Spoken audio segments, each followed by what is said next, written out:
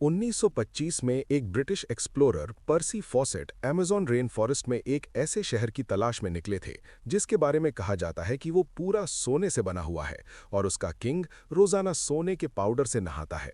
लेकिन उस दिन पर्सी फॉसेट अपने कैंप से निकले तो थे, लेकिन फिर कभी वापस नहीं लौटे। डेवलपर की वीडियोस में एक बार फिर से खुशामदीद। नाजरीन, अमेज़न एक रेन फॉरेस्ट है जो हैरत अंगेज तौर पर 8 कंट्रीज आपस में शेयर करती हैं। इसका एरिया 70 लाख स्क्वायर किलोमीटर है। इतने बड़े एरिया में इंडिया जैसे 2 देश और यूनाइटेड किंगडम जैसे 28 देश फिट आ सकते हैं। जैसे ओशंस का बहुत बड़ा हिस्सा अभी तक हम इंसान एक्सप्लोर नहीं कर पाए, ऐसे ही अमेज़न रेन फॉरेस्ट का भी बहुत बड़ा हिस्सा अभी तक इंसानों की पहुंच से दूर है। यहाँ प्लांट्स, एनिमल्स और माइक्रोब्स की ऐसी किस्में रहती हैं जिनमें से अभी तक सिर्फ 10% का पता लगाया गया है। हर दिन यहाँ नई स्पीशी एक्सप्लोर की जाती है। अमेज़न रेन फॉरेस्ट में करीब 40,000 करोड़ दरख्त मौजूद है और यही वजह है कि इस फॉरेस्ट को अर्थ की लंग्स भी कहा जाता है। पूरी दुनिया में जितनी भी ऑक्सीजन है उसका 20% सिर्फ अमेज़न रेन फॉरेस्ट रिलीज करता है। एक एस्टिमेट के मुताबिक अमेज़न के देश में मौजूद लकड़ी की 20 टन कीमत है। यहाँ आज भी 3 लाख से ज्यादा लोग रहते हैं जिनका बाहर की दुनिया से कोई कनेक्शन नहीं है, क्योंकि अमेज़न रेन फॉरेस्ट इतना बड़ा है कि टेक्नोलॉजी इतनी एडवांस होने के बावजूद भी हम इसके बारे में चांद पर भी नहीं जानते। अमेज़न की आज तक की सबसे बड़ी मिस्ट्री है यहाँ की सिटी ऑफ गोल्ड, जिसको एल डोराडो भी कहा जाता है।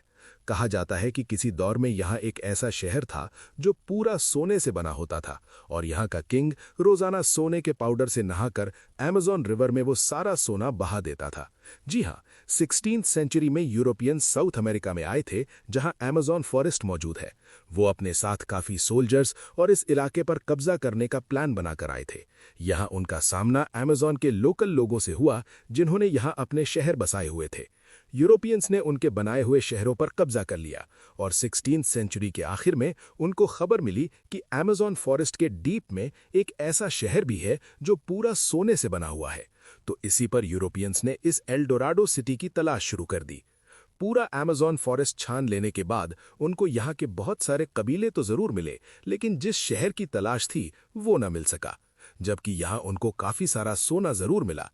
अगले 200 सालों तक तलाश जारी रखने के बाद आखिरकार एल डोराडो को मिथ डिक्लेयर कर दिया गया। उसके बाद 19th सेंचुरी में एक ब्रिटिश एक्सप्लोरर पर्सी फॉसेट ने एल डोराडो को एक बार फिर से तलाश करने का फैसला किया। उन्होंने अमेज़न में टोटल 8 एक्सपेडिशन किए, लेकिन इस दौरान उनको एल डोराडो तो दूर की बात दूसरे शहर भी नहीं मिले जिनका जिक्र यूरोपियंस ने किया था। अपने आखिरी एक्सपेडिशन में पर्सी फॉसेट अमेज़न के बीच में मौजूद थे जब आखिरी बार उनसे राब्ता हुआ था।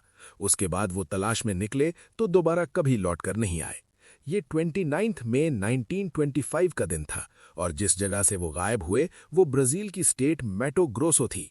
पर्सी फॉसेट के गायब होने के बाद एक और प्रोफेशनल की टीम जिनका नाम जेम्स था इसी जगह पर पहुंचे और इस रहस्य को सुलझाने की कोशिश कर रहे थे। लेकिन जेम्स को भी बहाल 16 साल तक कोशिश करने के बावजूद पर्सी फॉसेट ना मिले और उसके बाद फाइनली 1996 में ब्राजील ने इस एरिया को बैन कर दिया जहां से पर्सी फॉसेट गायब हुए थे। उसके बाद ब्राजील की मिलिट्री की टीम पर्सी फॉसेट की तलाश में फिर से अमेज़न में गई थी, लेकिन वहां जाकर उन्हें कुछ ऐसे निशानात मिले जिससे ये जाहिर होता है कि शायद पर्सी फॉसेट की मिलिट्री के साथ झड़प हुई थी, जिससे मिलिट्री ने उनको मार दिया। लेकिन ये कहना भी मुश्किल है कि ये शक तभी हकीकत में बदला जब लाइडा टेक्नोलॉजी की मदद से ब्राजील के एक एरिया में ऐसे स्ट्रक्चर मिले जिससे ये जाहिर होता है कि यहाँ कभी एक बहुत बड़ा शहर बसा हुआ था।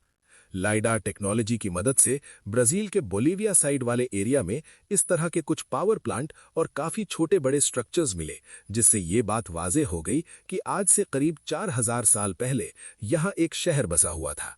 साइंटिस्ट्स की ये टीम आज भी इस शहर की तलाश में है, लेकिन सबसे बड़ी मुश्किल ये है कि अमेज़न फॉरेस्ट का कोई भी इलाका आज भी ह्यूमन रेजिडेंस के लिए अनसूटेबल है। होता है कि किसी दौर में यहाँ इंसानों ने पूरे पूरे शहर बसाए हुए थे। असल में पर्सी फॉसेट जिस जगह तलाश कर रहे थे वो जगह तो बिल्कुल सही थी, लेकिन ढूंढने का तरीका सही नहीं था। यहाँ कई मकामात पर रिसर्चर्स को जमीन के अंदर ह्यूमन वेस्ट दबा हुआ मिला है। साइंसदानों ने उनमें कई मकामात पर लिडार स्कैनिंग डिवाइस का इस्तेमाल करके घने जंगल की लहर के नीचे पत्थर से बने स्ट्रक्चर्स भी ढूंढे हैं, जिनको वक्त के साथ साथ जंगल ने छुपा दिया है। नेशनल जियोग्राफी की टीम ने भी करीबियन के साहिल से 15 किलोमीटर अंदर अमेज़न में एक ऐसा शहर तलाश किया है जिसमें 5000 साल पुराने पूरे स्ट्रक्चर पहाड़ों के अंदर दबे हुए पाए गए। लेकिन इनमें एल्डोराडो कौन सा है और आखिर ये इतने बड़े अमेज़न फॉरेस्ट में किस जगह मौजूद था, ये आज तक साइंटिफिक कम्युनिटी के लिए एक मिस्ट्री बना हुआ है। नंबर 4, अमेज़न के इस वसी बयाबान जंगल में काफ़ी ऐसे कबीले भी रहते हैं जिन्होंने आज तक बाहर की दुनिया को देखा ही नहीं है। जी हाँ, ये लोग जंगल में कैसे जिंदगी गुजारते हैं इसके बारे में एंथ्रोपोलॉजी भी सही से नहीं जानते। इनमें से एक कबीला पिरिकपुरा के नाम से जाना जाता है, जो वेस्टर्न ब्राज़ील में रहता है। इस कबीले में पहले हज़ारों लोग थे, लेकिन अभी सिर्फ 15 से 20 ही बचे हैं। इस कबीले के बारे में हम भी 1998 के बाद ही जान पाए हैं, जब पहली बार इनका बाहर की दुनिया से राब्ता हुआ था। उनकी लैंग्वेज से ऐसा लग रहा था कि शायद वो अपना दुख दर्द बयान करना चाहते हैं। एंथ्रोपोलॉजिस्ट ने जब उनकी बातों को डिकोड किया तो मालूम पड़ा कि उनका कबीला पहले काफ़ी स्ट्रांग हुआ करता था, लेकिन फिर कुछ कब्जा माफिया ने फॉरेस्ट में माइनिंग करने के लिए उनके तमाम साथियों को बुरी तरह मार डाला, जिनमें से ये चंद लोग बच गए थे। ऐसे पता नहीं कितने ट्राइब्स हैं जो अमेज़न जंगल के बीच अपनी दुनिया बसाए बैठे हैं। ये लोग कहाँ से आए थे? क्या इनका हज़ारों साल पहले यहाँ बसने वाले कबीलों से कोई कनेक्शन है? इस बारे में आज तक कोई नहीं जान पाया। नंबर 3, सदियों से हिस्टोरियंस को ये कंफर्म नहीं था कि अमेज़न में रहने वाले लोग यहाँ कब आए थे, लेकिन 2017 में ये पहेली तब सुलझने लगी जब आर्कियोलॉजिस्ट्स को कोलंबिया के करीब अमेज़न फॉरेस्ट में पहाड़ पर कुछ पेंटिंग्स बनी हुई दिखाई दी।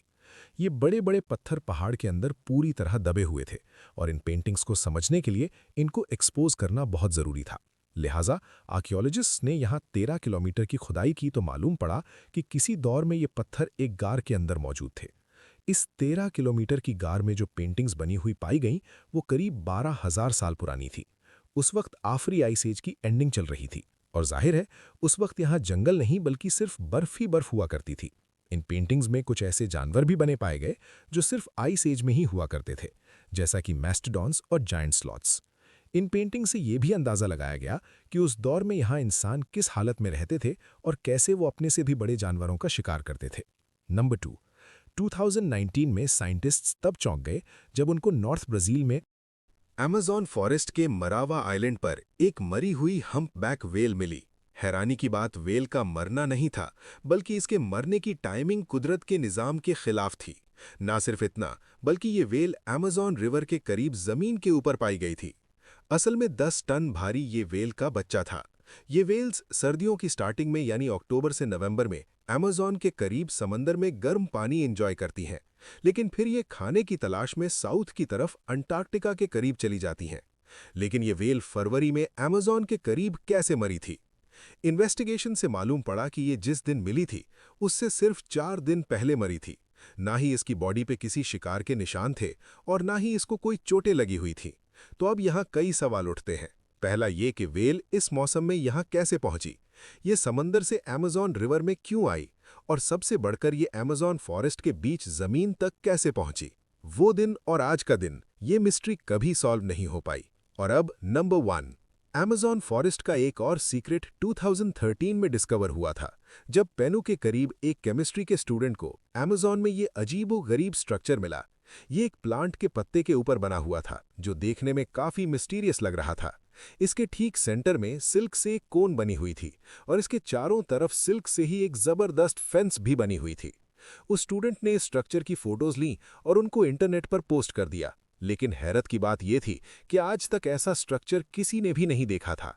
इस पर मजीद जांच पड़ताल के लिए साइंटिस्ट्स की एक टीम ने पेरू के इस हिस्से को विजिट किया। थोड़ी ही देर में इनको 45 से ज्यादा ऐसे ही स्ट्रक्चर मिल गए। कुछ तो दरख्तों पर बने थे और कुछ प्लांट्स के पत्तों पर। इस मिस्टीरियस स्ट्रक्चर को सिल्क हेंज का नाम दिया गया और इनमें से कुछ को वो अपने साथ लेबोरेटरी लेकर गए। माइक्रोस्कोप की मदद से देखा गया कि फेंस पर छोटे छोटे डस्ट माइट्स घूम रहे थे। ये कीड़े सिल्क प्रोड्यूस नहीं करते, लिहाजा ये बात तो कंफर्म थी कि ये स्ट्रक्चर इन्होंने तो नहीं बनाए थे। चंद दिनों के बाद फेंस के बीच वाली कोन आहिस्ता आहिस्ता फटने लगी और उसमें से एक स्पाइडर का बच्चा बाहर निकला। असल में ये स्ट्रक्चर स्पाइडर की एक खास स्पीशी ने बनाए थे, जो सिर्फ वेस्टर्न अमेज़न में ही पाई जाती है। ये स्पाइडर अपने अंडों के गिर्द फेंस इस वजह से बनाते हैं ताकि इसमें छोटे छोटे डस्ट माइट्स फंस जाएं और जब उनका बच्चा अंडे से बाहर निकले तो उसके पास खाने के लिए कुछ मौजूद जरूर हो। उम्मीद है जेम टीवी की ये वीडियो भी आप लोग भरपूर लाइक और